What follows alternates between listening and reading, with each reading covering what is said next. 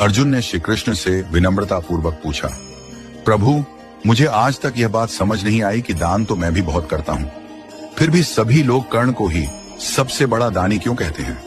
यह सुनकर श्री कृष्ण मंद मुस्कान के साथ बोले, अर्जुन, आज मैं तुम्हारी यह जिज्ञासा अवश्य शांत करूंगा।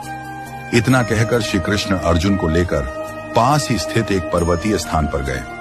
उन्होंने वहां खड़ी 2 सामान्य पहाड़ियों को अपने दिव्य स्पर्श से सोने की बना दिया। फिर उन्होंने अर्जुन से कहा, इन दोनों सोने की पहाड़ियों का सारा सोना पास के गांव वालों में बांट दो। अर्जुन ने तुरंत आज्ञा स्वीकार की और पूरे जोश और उत्साह के साथ कार्य में लग गए।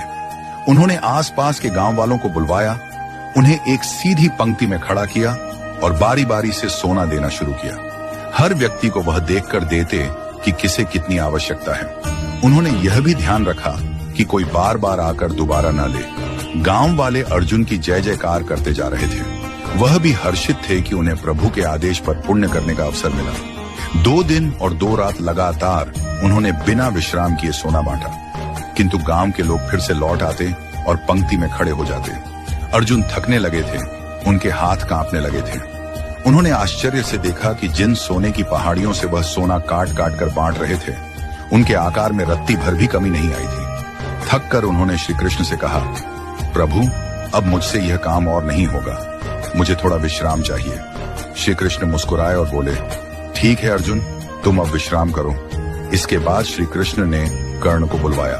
कर्ण ने आकर श्री कृष्ण को प्रणाम किया। श्री कृष्ण ने उसे वही कार्य सौंपते हुए कहा, इन दोनों सोने की पहाड़ियों का सारा सोना गांव वालों में बांट दो।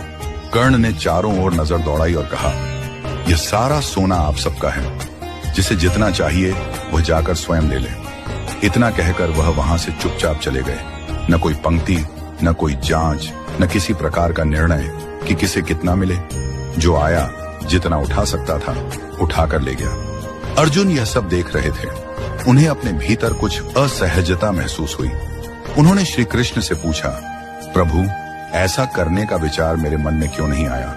श्री कृष्ण गंभीर स्वर में बोले, क्योंकि अर्जुन, तुम्हें दाता होने का भाव आ गया था। तुम तय कर रहे थे कि किसे कितना देना चाहिए। तुम्हारे भीतर कहीं न कहीं यह विचार था कि लोग तुम्हारी प्रशंसा करें, तुम्हें पुण्य मिले, तुम्हारा यश बढ़े। जबकि कर्ण ने स्वयं को माध्यम मानकर दान किया। उसने न किसी पर कृपा जताई, न किसी से प्रशंसा चाही। वह सिर्फ देना चाहता था, वह भी बिना किसी आग्रह, अपेक्षा या नियंत्रण के। सच्चा दान वही है जिसमें देने वाले के मन में अहंकार का लेश भी न हो, जहां मैं और मेरा मिट जाए।